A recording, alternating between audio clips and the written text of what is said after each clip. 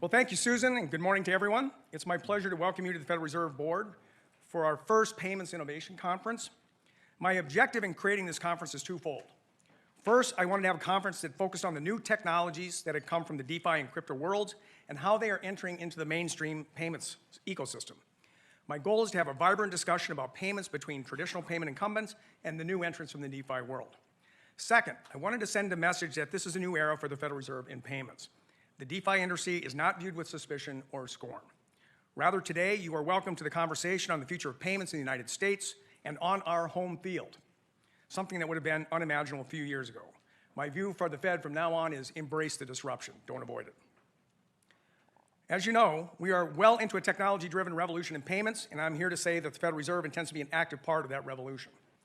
A number of technological advances are transforming the payment system. Stablecoins and tokenized assets, making use of distributed ledger technology, the rapid adoption of artificial intelligence AI, and increasingly the convergence between these innovations and the traditional financial ecosystem. This is an acknowledgement that distributed ledgers and crypto assets are no longer on the fringes, but are increasingly woven into the fabric of the payment and financial system. Now, before we hear from these innovators, I would like to touch on roles that the Federal Reserve plays to support the private sector. These include serving as a convener to solve coordination problems and operating core payment and settlement infrastructure. We are also looking ahead, conducting hands-on research on tokenization, using smart contracts, and the intersection of AI and payments for use in our own payment systems. We do this to understand the innovation happening within the payment system, as well as to evaluate whether these technologies could provide opportunities to upgrade our own payment infrastructures, and to enable us to have deeper conversations with the industry on these new technologies. It doesn't really get much more bullish than that. That is the Federal Reserve's Waller essentially outlining their ambitions to adopt tokenization, smart contracts, and distributed ledger technology that they are acknowledging is going to be woven into the fabrics of our financial world. In fact, they're looking to utilize it to upgrade their own systems. And actually, if you look at the Fed Now's faster payments, this is a 24/7, 365 sort of payment system that the Fed offer. Their certified payment providers are actually partnered with a number of crypto companies directly or indirectly that actually leverage distributed ledger technology. We've had some of them on the show, like Bank Social. You've got a lot of others out there. There's no doubt where crypto is heading, and that is unbelievably bullish. Of course, that conference took place yesterday. There's lots of clips we could have played to you from that, but we wanted to start with the kind of overarching acknowledgement of where the cryptocurrency space is heading. Meanwhile, retail is getting liquidated, and that makes me sick to my stomach.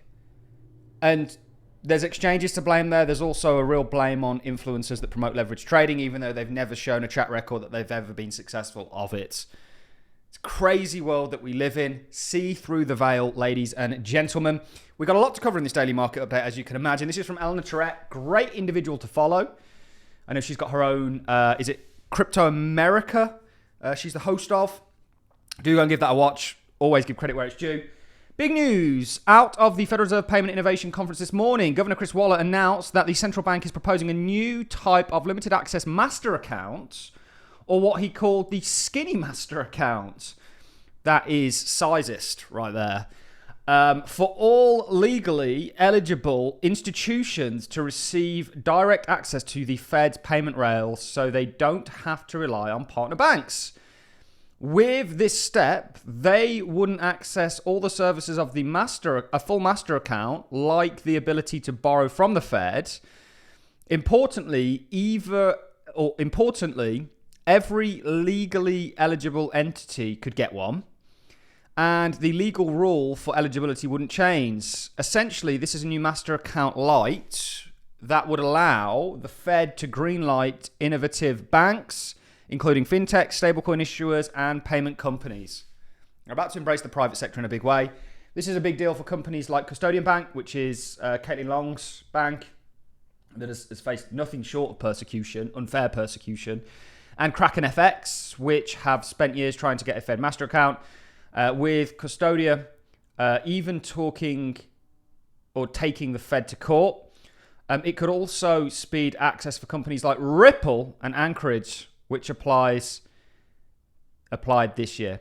So this is huge. Again, this is part of the embrace. This is from the sort of Federal Reserve themselves. Today's conference will focus on private sector-driven innovation. We have assembled 100 private sector innovators who are leveraging cutting-edge technology to create new possibilities in payment landscape.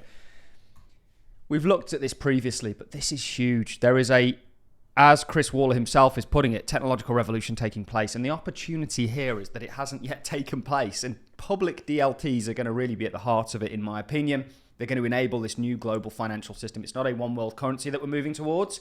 It's a one world system. You are not going to be able to get everybody to agree to use one currency because it takes away from the monetary sovereignty, which takes away sort of economic sovereignty. It takes away a lot of things. So they're going to have to look to enable an interoperable system, and DLTs are at the heart of that. And actually there's technologies that we're very zealous on, like potentially XRP, that could play that kind of interchangeable role or interchanging role. So this is huge. You've got Senator Cynthia Lummis chiming in on this also. She is saying, Gov Waller's innovative approach to bringing traditional finance with emerging payment technologies is a safe and sound manner, is exactly what kind of forward-thinking approach that will assure America continues to be the global service leader. Thank you, Gov Waller. This really can't be understated. This is the Fed literally admitting, embracing the cryptocurrency space, the public cryptocurrency space. I mean, this is huge. You've got duality with the crypto space. You've got the technological side, which is going to engulf the entire world, far beyond finance. And then you've got the kind of asset side, which we're yet to really see the technology that these assets represent or are a part of actually be embraced on any sort of meaningful level and drive adoption and ultimately demand. And then you've got the investment side of things, which has been hindered up until now with the sort of institutionalization or Wall Streetization of crypto. This is from Eric Balanchunas, an absolutely great guy to follow. He's highlighting there are now 155 crypto ETP filings tracking 35 different digital assets. Could easily end up seeing over 200 hit in the market in the next 12 months. Total land rush. Here's the list of coins. Amazing work by James Seyfarth. Solana is number one, and that's the most accumulated via CoinShares flows. You've got Bitcoin, you've got XRP, you've got Ethereum, you've got baskets. Let me know what coins you guys want me to take a look at technically. We're going to get really back into technicals. All the technicals that we looked at still remain intact, and we're just waiting for things really to play out. And we think the broader direction of the space is bullish, and things like this just continue to concrete our reasoning as to why we're bullish, despite, again, retail just getting slaughtered during this time period. It really does upset me to see what you take in through your ears has a direct effect on your life.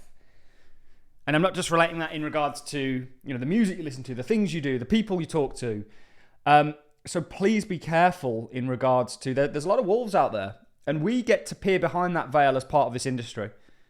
There's a lot of wolves, and they're not really wolves. They're more like sort of chihuahuas, that maybe talk a big talk, but really don't live up to it. They're chihuahuas in sheep's clothing is what we should call them.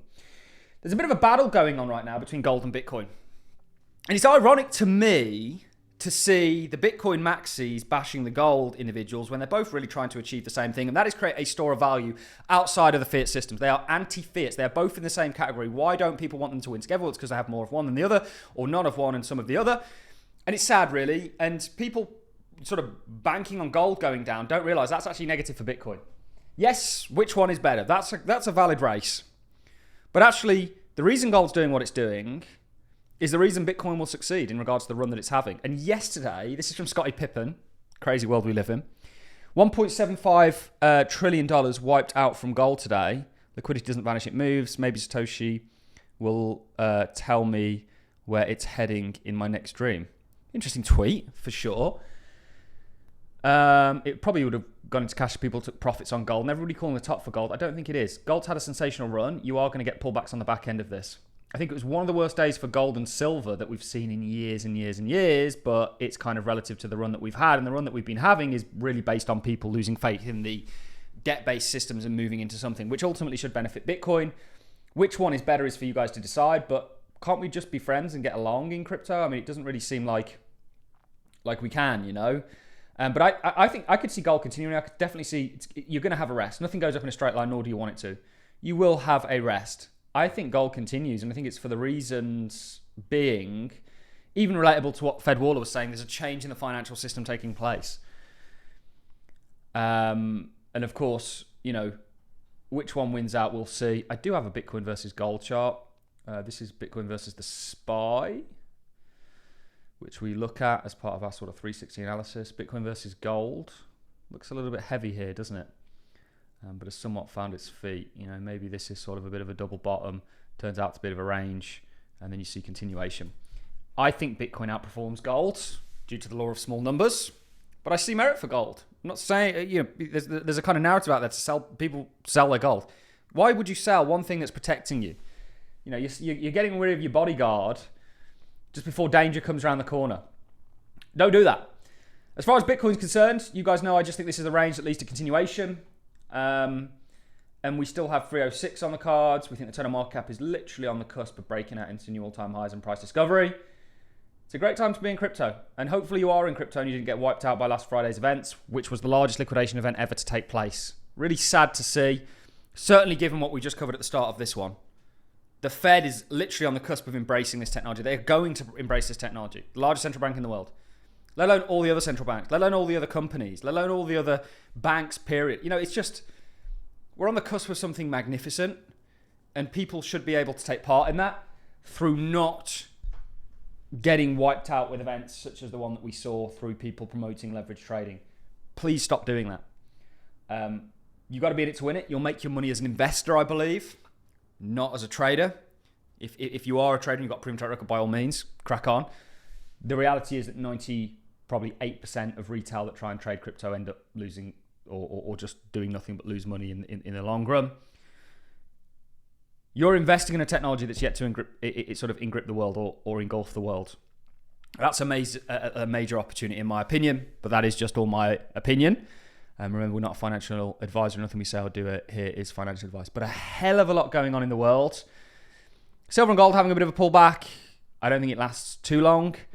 A lot going on. Certainly very bullish what Fed Waller had to say. And there's lots of other things going on. And we can't sort of cram it all into one daily market update. Just focus on the things that we think you should know about over the past 24 hours plus. That's it from me, guys. I'm going to love and leave you. Thanks, everyone, for watching. And I'll see you all in the next one.